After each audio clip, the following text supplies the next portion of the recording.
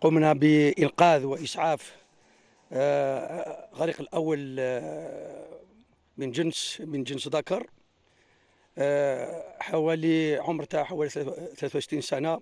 تم إسعافه وإنقاذه في حالة صدمة وإسعافه مباشرة إلى المستشفى إليزي.